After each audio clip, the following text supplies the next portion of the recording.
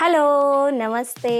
શું તમે તૈયાર પેકેટના ભેળસેળવાળા અને પ્રિઝર્વેટિવવાળા લોટ અને મસાલાથી દૂર રહેવા માંગો છો? શું તમે એવું વિચારો છો કે ઘરે સફાઈ કરવાની ઝંઝટ વગર અને ઓછા ખર્ચમાં શુદ્ધ લોટ અને મસાલા બની જાય તો મજા પડે ને? તો આ રહ્યું ને સોલ્યુશન. આ નાની અને નાજુક દેખાતી ગરગંટી દેખાવમાં જેટલી સરસ છે, વાપરવામાં એટલી જ સરળ છે. તો આ સોફ્ટેલ મલ્ટીગ્રેન મિલેટ મિલમાં દાદી નાનીના જમાનાથી પથ્થરથી દળવામાં આવતી પદ્ધતિ વપરાય છે. તો આ ઘરઘંટીમાં તમે ઘઉં, બાજરો, ચોખા, જુવાર, બેસન અને આપણા ગુજરાતીઓના મનપસંદ ઢોકળા અને હાંડવાનો લોટ પણ બનાવી શકો છો.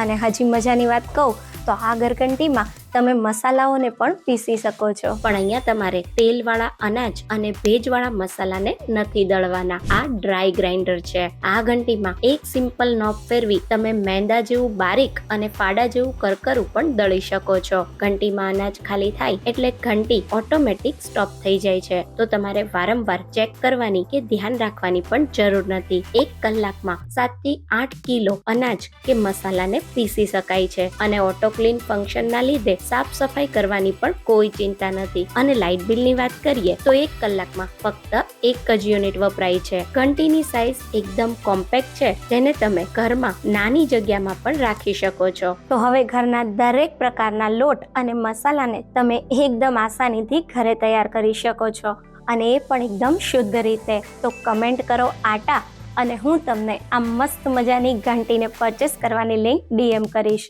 ઈટ હેલ્ધી, સ્ટે હેલ્ધી.